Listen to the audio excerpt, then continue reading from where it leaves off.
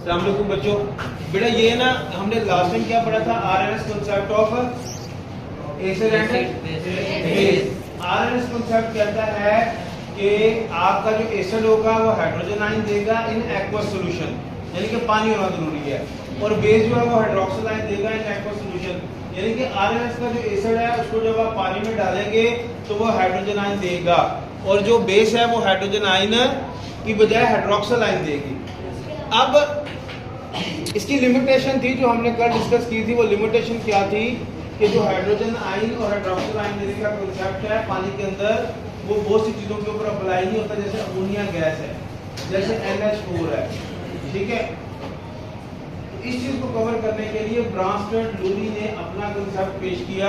वो कॉन्सेप्ट क्या था कि N acid is a substance which can donate proton, यानी कि यहाँ पे हाइड्रोजन आयन की बजाय वो प्रोटॉन देने की सलाहियत रखता हो, हाइड्रोजन आयन देने की सलाहियत ना भी होगी तो तब भी वो एसिड कंसीडर होगा।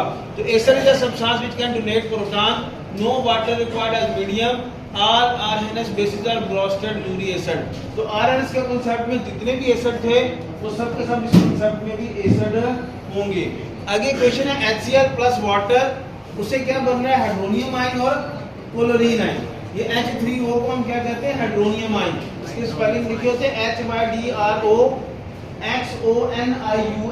तो उसे आपने हाइड्रोक्सियम नहीं पढ़ना, हाइड्रोनियम आयन पढ़ना है। तो HCl प्रोटॉन देता है और वाटर कबूल करता है, जब वाटर कबूल करता है तो H2 से क्या बन जाता है, H3 बन जाता है, और प्लस क्लोरीन पैदा हो जाती है। अब आपका सवाल ये है कि सर ये तो हाइड्रोजन ही दे रहा है, तो फिर इसमें प्रोटॉन कहाँ पे? यहाँ पे ये बात याद रखनी है कि जो हाइड्रोजन एटम होता है उसके पास एक इलेक्ट्रॉन और एक क्या होता है, जब हम लिखते हैं H पॉजिटिव तो उसका मतलब ये होता है कि उसके पास सिर्फ अब एक ही प्रोटॉन है, तो हाइड्रोजन आयन को हम प्रोटॉन कहते हैं। उसके बाद है base. Base is a substance which can accept a proton. तो बेस जो है, अगर आप ऊपर इक्वेशन में देखें तो वाटर ने प्रोटॉन यानी कि हाइड्रोजन आयन एक्सेप्ट किया और हाइड्रोनियम आयन में कन्वर्ट हो गया। फिर वही बात है, all Arrhenius bases are Bronsted Lowry bases as well, यानी कि आरएनएस के कांसेप्ट में जितनी भी बेसिस आपने पढ़ी थी वो सब की सब ब्रांस्टन लूरी के कांसेप्ट में भी बेस ही कहलाएंगी, लेकिन all the Bronsted Lowry bases are not Arrhenius bases. मिसाल के तौर पर अगर हम NH3 अमोनिया की बात करें तो वो ब्रांस्टन लूरी के कांसेप्ट के अंदर या उनकी बातों के अंदर तो वो बेस है, लेकिन वो आरएनएस के कांसेप्ट में बेस नहीं है, क्योंकि वो प्रोटॉन एक्सेप्ट करने की तो बात नहीं करता। आरएनएस कहता है कि अगर आप हाइड्रोक्सिल आयन देंगे तो बेस है, अगर नहीं देंगे तो बेस नहीं है।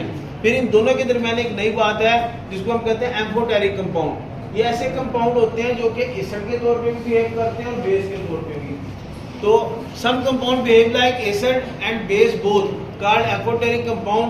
फॉर एग्जांपल, अगर आप यहाँ पे वाटर मॉलिक्यूल को देखें तो वाटर मॉलिक्यूल पहले हिस्से में प्रोटॉन को एक्सेप्ट करता है तो ये बेस है।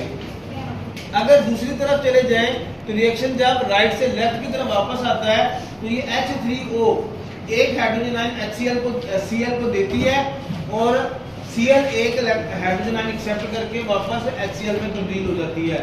तो सेकंड रिएक्शन में हाइड्रोनियम आयन जो है वो क्या है, एसिड है, क्योंकि वो प्रोटॉन दे रहा है और क्लोरीन प्रोटॉन ले रही है, तो वो क्या है, बेस है।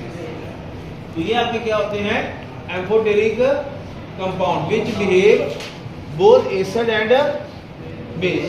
ठीक हो गया जी।